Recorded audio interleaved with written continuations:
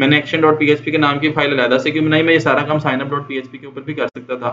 उसकी वजह ये है कि हम क्या करेंगे, हम जितने भी पेजेस की चीजें होंगी ना सबमिशन वाली, वो हम सारी की सारी यहाँ पे रखते रहेंगे कि लाइक इधर इफ इस सेट से आ गया है, ठीक है, इसके नीचे जाके कोई भी चीज और इंसर्ट करवानी है उसका हम कंडीशन लगा देंगे। तो हर पेज से जो भी चीज इंसर्ट होनी होगी वो सारी की सारी किसके थ्रू होगी? action.php के थ्रू होगी। तो इससे क्या होगा, हमारा HTML का कोड एक जगह पे पड़ा होगा और हमारी PHP का मैक्सिमम कोड जो है वो एक फाइल में पड़ा होगा इंसर्ट वाला। समझ आ गई आप लोगों को? समझ आई कि मैंने क्यों बनाई action.php? ताकि हमारा PHP का फाइल का कोड अलग पड़ रहे और HTML का कोड अलग से पड़ा रहे। तो अब हम इसको इंसर्ट करवा देते हैं, लेकिन इंसर्ट से पहले हमने कुछ कंडीशंस चेक करनी है। वो क्या है कि सबसे पहले हमने देखना है कि क्या ये जो यूजर है, सिलेक्ट ऑल लिखना था, सॉरी,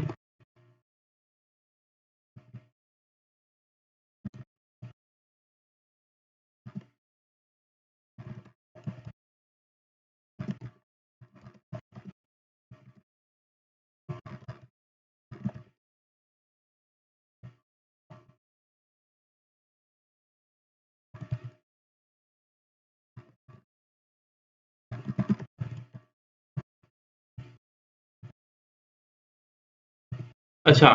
अब बच्चों आप लोगों को पता है कि जब हम साइन अप करते हैं तो सबसे पहले अगर हमने वही वाला जो पहले से किसी बंदे ने नेम रखा हुआ है, हम उसी यूजर नेम को रख रहे होते हैं, तो क्या कहता है, यूजर नेम ऑलरेडी एग्जिस्ट। ऐसा ही है ना? आप सेम यूजर नेम और सेम पासवर्ड सेम ईमेल से दोबारा से एक मरतबा से ज्यादा पूरी दुनिया के अंदर कोई बंदा साइन अप नहीं कर सकता। तो इट मींस कि सबसे पहले हमने चेक करना है कि यार ये जो बंदा मेरे सर्वर के मेरे ब्राउजर मेरे डेटाबेस के अंदर साइन अप करने की ट्राई कर रहा है, क्या इस नाम का यूजर नेम ऑलरेडी मेरे पास मौजूद तो नहीं है? अगर मौजूद है तो इसको कहो user name already exist, please choose another one. Otherwise अगर इस नाम का यूजर नेम मेरे पास मौजूद नहीं है, देन इसका पासवर्ड चेक करो, पासवर्ड इसका कंफर्म पासवर्ड के साथ मैच करोगे, दोनों पासवर्ड आपस में मैच हैं। अगर नहीं है तो इसको आप मैसेज शो करो, password and confirm password do not match. अगर वो दोनों मैच हैं, यूजर नेम भी पहले से एग्जिस्ट नहीं करता, यूनिक है यूजर नेम, और पासवर्ड भी आपस में मैच है, तो इसको क्या कर दो, डेटाबेस में इंसर्ट कर दो, डेटाबेस में इंटर कर दो, डेटाबेस में साइन अप करवा दो। अब हमने वो चीजें करनी है। तो जिसकी वजह से मैंने जो सबसे पहले किया, एक एसक्यूएल की कमांड बनाई और एक एसक्यूएल का वेरिएबल बनाया जिसमें रखा select all from users where user name is equal to user name. कि क्या इस यूजर नेम के नाम का कोई बंदा हमारे पास पहले से मौजूद तो नहीं है?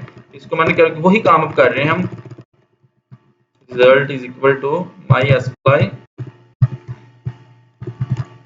अब आप लोगों को इतनी दफा कर लिया है कि एक ही चीज हम बार बार कर रहे हैं, तो आप लोगों को समझ आ गई होगी कि PHP के अंदर एक ही चीज बार बार होती है। तो आप लोग इसको कॉपी पेस्ट भी कर सकते हो, मैं कॉपी पेस्ट कर सकता हूँ, लेकिन मैं आप लोगों के लिए लिख रहा हूँ ताकि आप लोगों को समझ आए कि कितना ईजी है, बस आपको लॉजिक्स आने चाहिए। अच्छा, अब हम क्या करेंगे यहाँ पे, अब हम यहाँ पे एक मेथड चलाएंगे। तो कौन सा मेथड होगा, मैं फिलहाल आपको पहले दिखाता हूँ। $sign is equal to mysqli _num _rows, इसको रख देता हूँ रिजल्ट। अब इको करके दिखाता हूँ आपको रो को। बच्चों ये क्या चीज है mysql _num _rows? अभी मैं आपको दिखाता हूँ। ऐसा करते हैं कि हम चलते हैं पीछे,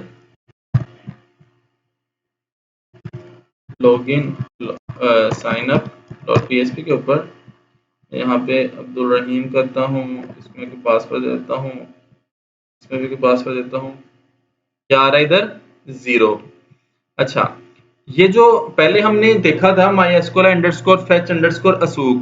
अच्छा, fetch _ assoc क्या करता था, हमारा डेटाबेस में से जितने भी कॉलम हमारे टेबल में पड़े होते थे सबको वो ले आता था एक अरे की फॉर्म में। ठीक है, तो जो हमारे पास mysqli _num _rows का मेथड है ना, ये क्या करता है, ये चेक करता है कि इस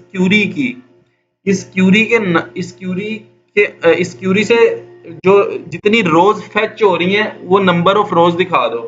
ये उसके कॉलम्स का रिजल्ट नहीं दिखाता बल्कि नंबर ऑफ रोज दिखाता है। क्या दिखाता है? नंबर ऑफ रोज शो करवाता है। ठीक है, तो अब हमने क्या किया, mysql _num _rows का मेथड क्या करेगा, हमें नंबर ऑफ रोज दिखा देगा कि यार इस क्यूरी से जो चीजें फेच हो रही हैं वो कितनी रोज हैं। लेट्स सपोज मैं आपको एक चीज करके दिखा देता हूँ अभी। कि हम यहाँ पे कोई डमी डाटा इंसर्ट कर लेते हैं। मैं एक कर देता हूँ उसामा, पासवर्ड मैं कोई भी दे देता हूँ 2121, मैं गो कर देता हूँ। हम अकेला यूजर नेम को चेक करते हैं ना, हम पासवर्ड को तो नहीं चेक कर रहे अभी। तो ये देखना, अब हमारे पास ब्राउजर में अब हमारे पास डेटाबेस में उसामा नेम का यूजर नेम मौजूद है, ऐसा ही है ना। तो अब मैं क्या करता हूँ, दोबारा से उसामा देता हूँ। अब मैं देता हूँ यहाँ पे उसामा, ठीक है। पासवर्ड मैं कुछ भी दे देता हूँ, पासवर्ड तो हम चेक ही नहीं कर रहे अभी। जैसे ही मैं सबमिट करता हूँ तो उसने क्या दे दिया, 1 दे दिया। क्यों? उसामा नेम की एक रो डेटाबेस में ऑलरेडी एग्जिस्ट करती थी। समझ आ गई स्टूडेंट यहाँ तक?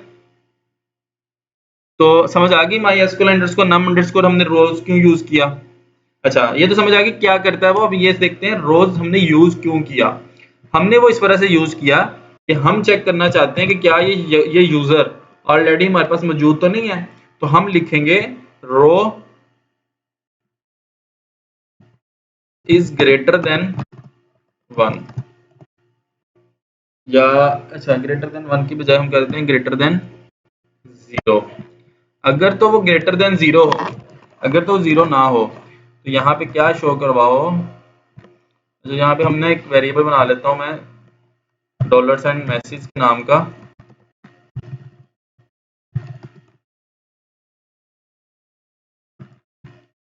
तो क्या करवाओ, $मैसेज के अंदर एक की स्टोर करवा दो, क्या, यूजर ऑलरेडी एग्जिस्ट।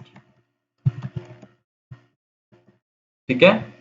तो अब क्या होगा कि वो हमें एक मैसेज शो करवा देगा कि यूजर ऑलरेडी एग्जिस्ट। ठीक है। और मैं यहाँ पर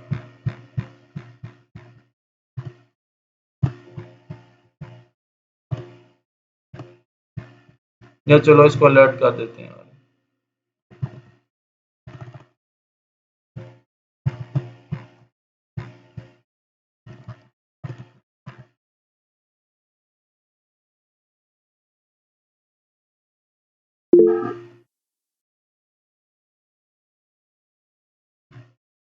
बताता हूँ फॉल्स क्यों किया मैंने।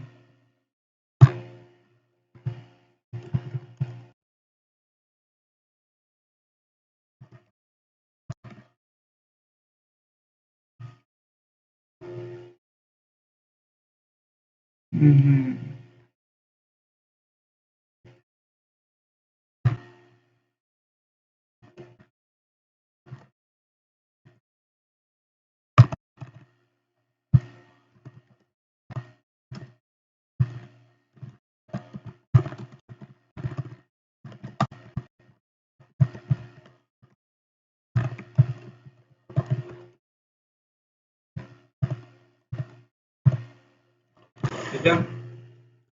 अच्छा जी, अब मैं बताता हूँ आपको रिविजन में फॉल्स क्यों किया। मैंने फॉल्स इस वजह से किया है क्योंकि हमने इस चीज को खाली नहीं छोड़ना होता ना। मैं इसको ऐसे छोड़ देता हूँ, ऐसे कर देता हूँ, ठीक है। लेकिन मैंने फॉल्स क्यों किया है, ताकि मैं इस पे आगे जाके कंडीशन लगा सकूं। मैं क्या कहूंगा, इफ $मैसेज, जब $मैसेज के अंदर फॉल्स पड़ा होगा तब तो ये वाला ब्लॉक चलेगा ही नहीं। लेकिन अगर उसके अंदर फॉल्स के अलावा कुछ भी पड़ा हुआ तो ये वाला चल जाएगा। तो मैं यहाँ पे क्या करवा दूंगा, मैसेज प्रिंट करवा दूंगा। अभी हम चेक भी कर लेते हैं इसको, देखते हैं कि क्या ये वर्क कर रहा है।